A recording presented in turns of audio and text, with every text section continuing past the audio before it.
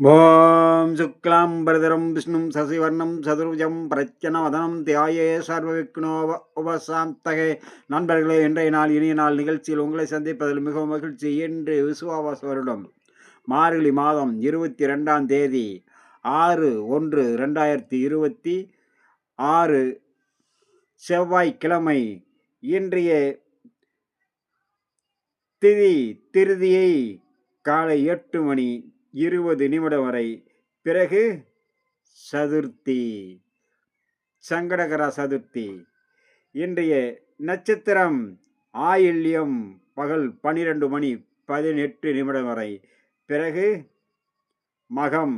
இன்றைய நட்சத்திரம் பெரிதம், கரணம் பத்திரை, தேய்பிறை, நேத்திர 2, ஜீவன் 1. நாள் முழுக்க சித்த யோகம். சங்கடகர சதுர்த்தி, ஆதித்ய ஜெயந்தி, திருமங்கை மன்னர் விடுபரி. மிகவும் சிறந்த நாள். தெய்வீக அருளுக்கும் தெய்வ கடாட்சத்துக்கும் சங்கடகர சதுர்த்தி. விநாயகர் பெருமானை வழிபட சர்வ சங்கடங்களும் விலகும், சர்வ காரியம் ஜெயமாகும். மிகவும் உகந்த சங்கடகர சதுர்த்தி இது. மிக மிக சிறப்பான பலன். சங்கடகர சதுர்த்தியில் நீங்கள் விநாயகர் பெருமானை வழிபட சர்வ தோஷமும் நிவர்த்தி ஆகும், சர்வ சங்கடங்களும் விலகும், அனைத்து காரியமும் கைகூடி வரக்கூடிய நாளாக அமையக்கூடும். நண்பர்களே, இன்றைய குளிகாதி நேரம் நல்ல நேரம் காலை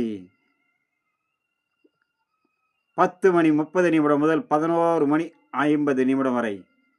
இன்றைய குளிகை மதியம் 12 முதல் 1:30 வரை. ராகு காலம் பிற்பகல் 3 முதல் 4:30 வரை. யமகண்டம் காலை 9 முதல் 10:30 வரை. வார சூளை வடக்கு வட மேற்கு பரிகாரம் பால் காலை 10:48 வரை. நண்பர்களே, இன்றைய ராசி பலனும் நட்சத்திர பலனும்.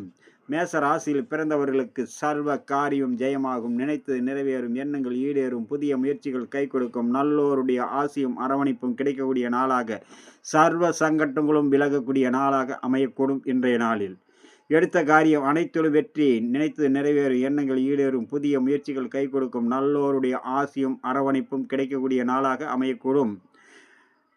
அஸ்வதி நட்சத்திரம் சர்வ காரிய ஜெயம். சற்று பொறுமையோடு இருந்தால் அனைத்து காரியமும் ஜெயமாகக்கூடிய நாளாக அமையக்கூடும். பரணி தடைகள் அனைத்தும் விலகும், நல்லோருடைய ஆசியும் அரவணைப்பும் கிடைக்கக்கூடிய நாளாக அமையக்கூடும். கிருத்திகை எண்ணங்கள் அனைத்தும் பூர்த்தியாகக்கூடிய நாள், சர்வ காரியம் ஜெயமாகும். அடுத்ததாக நம்ம காண இருப்பது ரிஷபம் மிதுன ராசி நண்பர்களை பற்றி.